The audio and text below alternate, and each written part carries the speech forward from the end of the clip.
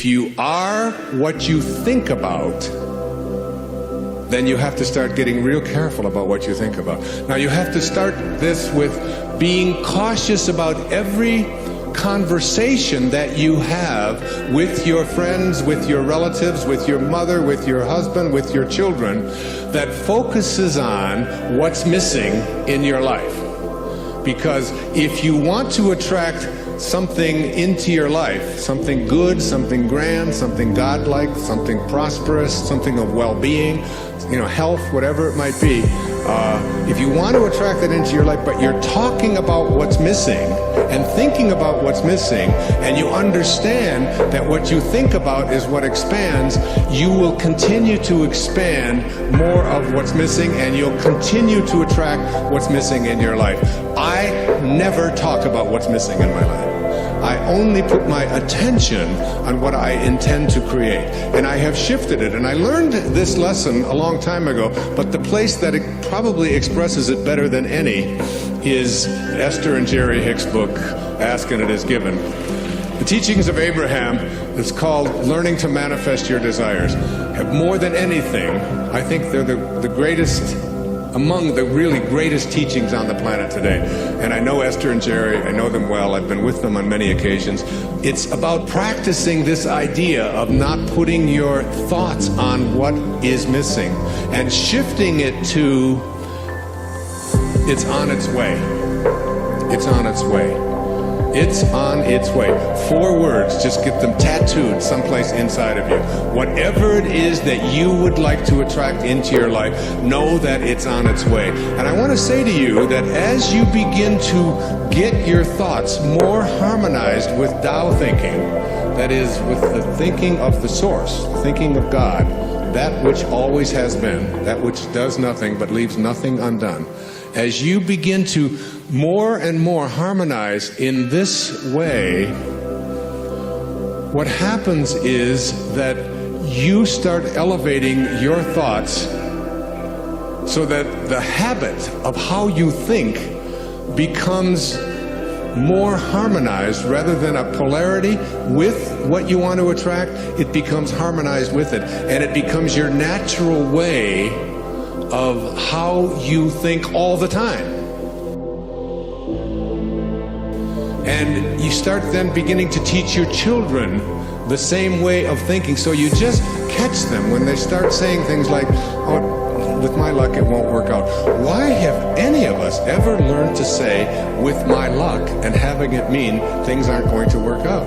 Why wouldn't you say, and just have it as your habit, with my luck, it'll probably show up faster than it normally does? Why not have that kind of a way? Because here's what happens.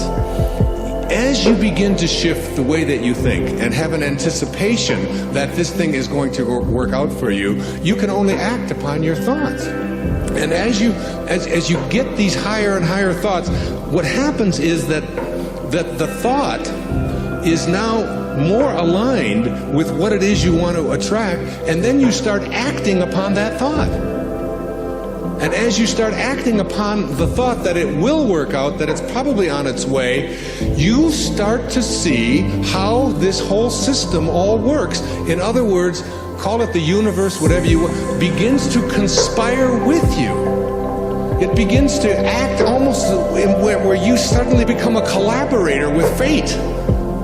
And instead of fate being something that just might or might not happen to you, you're in collaboration with what it is that you want to attract. I mean, ask any physician, there's physicians here today, ask them about something called the will to live. Ask them about somebody who's going in for a corneal transplant and thinks that I'm going to see when this thing is done, rather than someone who thinks it probably won't work out. And which one would they rather work with? What is this thing called the will to live? What is this thing, this inner kind of thing that says, I refuse to allow myself to think? I say to my mother, who's 90 years old, almost 91 years old. I was with her for the last 5 days, every day, all morning long with her. And she's been going through some difficulties and so on. Most of you saw her on the PBS show, if you saw The Inspiration. She has always said to me how she was going to die. She said it to me when she was 60. what her death was going to look like, when she was going to die in her sleep, and it was going to be, it was going to be a peaceful thing, and she was going to do it when she was ready. When she was ready, she would leave, and she would know when it was time. And she says, don't think it's time. I said, well, you got a hangnail there. Maybe we should just move on with this. And she said, no, I'll tell you when I'm ready. But she has always said, I will never allow Alzheimer's into my life. She's always said, that is not something, she'll say things like, well, I can't remember this name quite as well as I did before, but that concept of all, it's just not anything that I've ever allowed myself to think is a possibility. And I said to her, well, what if you're wrong? She'll say, well, who'll know the difference? And they've done research on this, in studies on gerontology, where what does your life look like from 60 plus versus what does your life look like from 60 down to into your 20s? That people who live a dynamic life into their 60s, 70s, 80s, and 90s, people who feel strong, who don't feel that getting older means that I have to in any way decline any place, physically or mentally. Getting older has nothing to do with the concept of declining.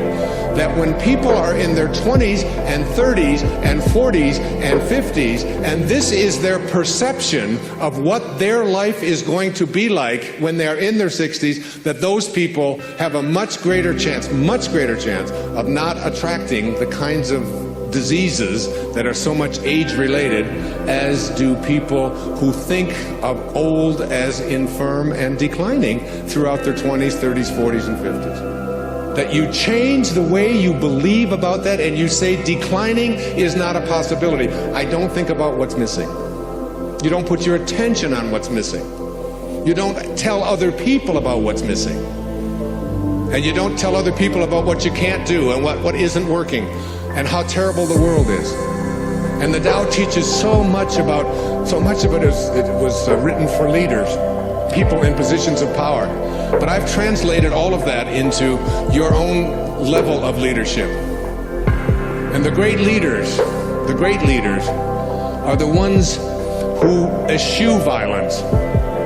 You have got to get yourself to a place where you don't allow yourself to have violent thoughts come into your consciousness. That means you got to watch the movies you're watching. That means the games that your children are playing, video games, have got to be monitored and removed when they have violence built into them. It means that you don't watch the news and you don't read the stories, endlessly reaffirming what a terrible place this world is. It is not a terrible place. It's a perfect place. It's a beautiful place. There are just some leaders who are connected to Tao and others who are not. And we can create the kind of world that we want to create when enough of us begin to say, not part of my consciousness. Nope, I don't buy gossip. No, I don't buy violence. No, I don't have anything to do with that. And you just turn the channel, you turn it off. I pick up a Time magazine when I get on a flight and I go through and I say, I won't read the stories that involve killing. I won't read this. I don't need to hear any more about any more people blowing themselves up. I don't need to continue to have that as a part of my consciousness because I want to be someone who radiates out God-realized thinking. That's what I want to do.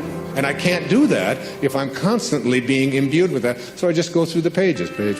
And usually I say, oh, just threw away another $4.95. There's nothing in it to read. Every once in a while, a good story about maybe Tiger Woods or something, but by and large, there's not much in there. And you don't have to fill yourself with that kind of energy. So you don't put your thoughts on what's missing. You don't put your thoughts on what always has been. You don't put your thoughts on what others want for you, unless you want more of what others want for you to continue to show up into your life.